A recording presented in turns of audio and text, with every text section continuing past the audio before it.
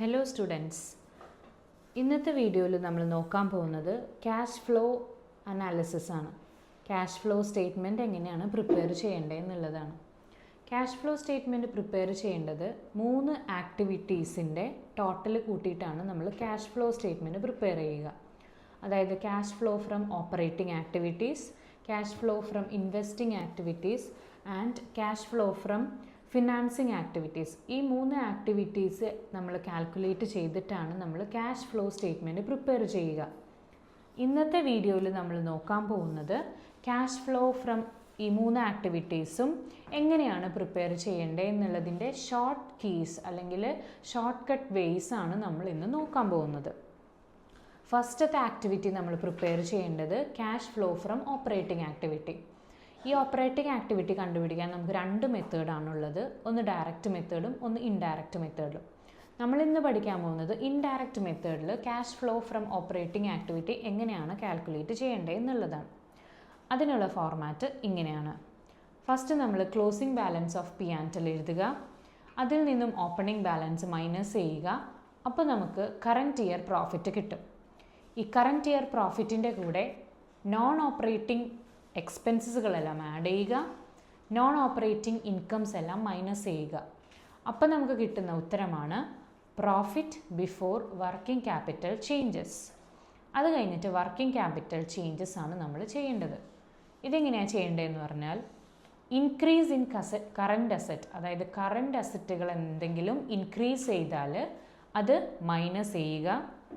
Decrease in current asset, current അസറ്റുകൾ decrease ചെയ്താൽ അത് ആഡ് ചെയ്യുക. Increase in current liability, current liabilities increase ചെയ്താൽ ആഡ് ചെയ്യുക. കറൻറ്റ് ലൈബിലിറ്റി ഡിക്രീസ് ചെയ്താൽ മൈനസ് ചെയ്യുക. ഇങ്ങനെയാണ് വർക്കിംഗ് ക്യാപിറ്റൽ ചേഞ്ചസ് അഡ്ജസ്റ്റ് ചെയ്യേണ്ടത്. ഈ പ്രോഫിറ്റ് ബിഫോർ വർക്കിംഗ് ക്യാപിറ്റൽ ചേഞ്ചസിൻ്റെ കൂടെ വർക്കിംഗ് ക്യാപിറ്റൽ എല്ലാം അഡ്ജസ്റ്റ് ചെയ്ത് കഴിയുമ്പോൾ നമുക്ക് കിട്ടുന്നത് ക്യാഷ് ജനറേറ്റഡ് ഫ്രം ഓപ്പറേഷൻസ്. ഈ ഉത്തരമാണ് നമുക്ക് കിട്ടുന്നത്. ഇതിൽ നിന്നും tax paid, income tax paid എന്തെങ്കിലും ഉണ്ടെങ്കിൽ അത് നമ്മൾ മൈനസ് ചെയ്യുക. ഇതിൻ്റെ കൂടെ എക്സ്ട്രാ ഓർഡിനറി ഐറ്റംസ്, അതായത് എർത്ത് ക്വേക്ക് എന്തെങ്കിലും വന്ന നഷ്ടങ്ങൾ സംഭവിച്ചിട്ടുണ്ട്, അല്ലെങ്കിൽ ഫ്ലഡ് വന്ന എന്തെങ്കിലും നഷ്ടങ്ങൾ സംഭവിച്ചിട്ടുണ്ട്, അങ്ങനെ എന്തെങ്കിലും ഉണ്ടെങ്കിൽ അത് ആഡോ മൈനസോ എന്താണ് ചെയ്യേണ്ടത് അത് ചെയ്യുക. Extraordinary items. ഇത് ചെയ്ത് കഴിയുമ്പോൾ നമുക്ക് കിട്ടുന്ന ഉത്തരമാണ് net cash flow from operating activities. ഇങ്ങനെയാണ് ഓപ്പറേറ്റിംഗ് ആക്ടിവിറ്റീസ് നമ്മൾ കണ്ടുപിടിക്കേണ്ടത്. ഇത് കഴിഞ്ഞ് നെക്സ്റ്റ് ആക്ടിവിറ്റിയാണ് cash flow from investing activities. Investing ആക്ടിവിറ്റീസിൽ ശ്രദ്ധിക്കേണ്ട 3 പോയിൻറ്റ്സ് ആണ് ഉള്ളത്. ക്യാഷ് ഫ്ലോ ഫ്രം ഇൻവെസ്റ്റിംഗ് ആക്ടിവിറ്റീസിൽ വരുന്ന കാര്യങ്ങൾ നമ്മൾ ഇൻവെസ്റ്റ് ചെയ്യുന്ന കാര്യങ്ങളാണ്. ഫിക്സ്ഡ് അസറ്റ് വാങ്ങിക്കുകയോ ഫിക്സ്ഡ് അസറ്റ് വിൽക്കുകയോ അല്ലെങ്കിൽ ഇൻട്രസ്റ്റ് റിസീവ് ചെയ്യുകയോ ഡിവിഡൻഡ് റിസീവ് ചെയ്യുകയോ അങ്ങനെ എന്തെങ്കിലും ആയിരിക്കും നമ്മളുടെ ഇൻവെസ്റ്റിംഗ് ആക്ടിവിറ്റീസ് ആയിട്ട് വരുന്നത്. അത് ചെയ്യേണ്ടത് എങ്ങനെയാണെന്നുള്ളത് നോക്കാം. Cash flow from investing activities എന്ന് ഹെഡിങ് കൊടുക്കുക. പർച്ചേസ് ഓഫ് ഫിക്സ്ഡ് അസറ്റ്സ് എന്തെങ്കിലും ഉണ്ടെങ്കിൽ അത് മൈനസ് ചെയ്യുക. കാരണം പർച്ചേസ് ചെയ്യുമ്പോൾ നമ്മളുടെ കയ്യിൽ നിന്ന് ക്യാഷ് പോകുകയാണ്, ദെൻ അതുകൊണ്ട് നമ്മൾ മൈനസ് ചെയ്യുന്നു.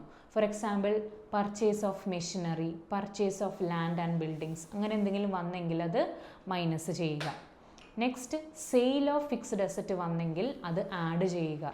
കാരണം ഫിക്സ്ഡ് അസറ്റ് വിറ്റ് കഴിഞ്ഞാൽ നമുക്ക് ക്യാഷ് കിട്ടും, സോ നമ്മൾ ആഡ് ചെയ്തു. സെയിൽ ഓഫ് ഫിക്സ്ഡ് അസറ്റിൻ്റെ എക്സാമ്പിൾ പറയുവാണെങ്കിൽ sale of land, sale of machinery, sale of our building അങ്ങനെ എന്തെങ്കിലും വരുവാണെങ്കിൽ നമുക്കത് ആഡ് ചെയ്യണം. പിന്നെ ഒരു പോയിന്റ് ശ്രദ്ധിക്കേണ്ടത് ഇൻട്രസ്റ്റ് ആൻഡ് ഡിവിഡൻഡ് റിസീവ്ഡ് മാത്രമേ നമ്മൾ ഇൻവെസ്റ്റിംഗ് ആക്ടിവിറ്റിയിൽ എഴുതാറുള്ളൂ.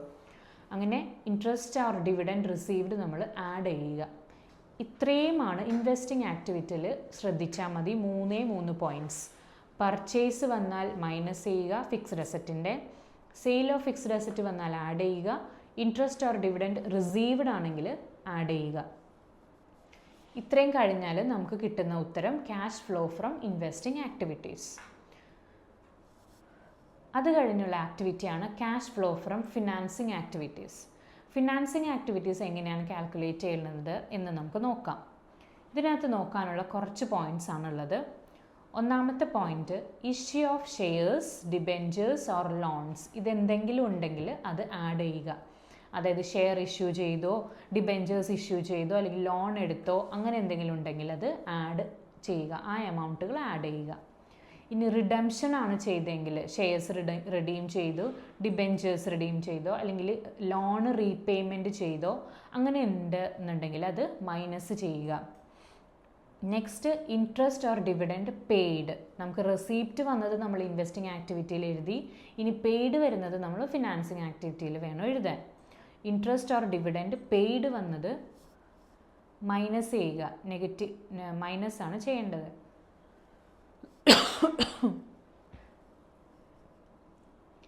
നെക്സ്റ്റ് വരുന്നത് ബാങ്ക് OD, അതായത് ബാങ്ക് ഓവർ ഡ്രാഫ്റ്റ് ഇൻക്രീസ് ചെയ്ത് കഴിഞ്ഞാൽ ആഡ് ചെയ്യുക, ബാങ്ക് ഓവർ ഡ്രാഫ്റ്റ് ഡിക്രീസ് ചെയ്ത് കഴിഞ്ഞാൽ മൈനസ് ചെയ്യുക. ഇത്രയും പോയിൻറ്റ്സ് മാത്രം നമ്മൾ ഫിനാൻസിങ് ആക്ടിവിറ്റീസിൽ നോക്കിയാൽ മതി. ഈ പോയിൻറ്റ്സ് എല്ലാം ചെയ്ത് കഴിയുമ്പോൾ നമുക്ക് ഇവിടെ നിന്ന് കിട്ടുന്ന ഉത്തരം cash flow from financing activities ആണ്. ഇതെല്ലാം ഒരു ഷോർട്ട് വേസ് ആണ്, നമ്മളുടെ ക്യാഷ് ഫ്ലോ സ്റ്റേറ്റ്മെൻറ്റ് പ്രിപ്പയർ ചെയ്യാനുള്ള ഷോർട്ട് വേസ് ആണ്. ഇതെല്ലാവരും നിങ്ങൾ ശ്രദ്ധിച്ച് പഠിക്കുക. നെക്സ്റ്റ് വീഡിയോയിൽ നമുക്ക് ക്യാഷ് ഫ്ലോ സ്റ്റേറ്റ്മെൻറ്റ് എങ്ങനെയാണ് പ്രിപ്പയർ ചെയ്യേണ്ടത് എന്നുള്ളത് നോക്കാം. Okay, by.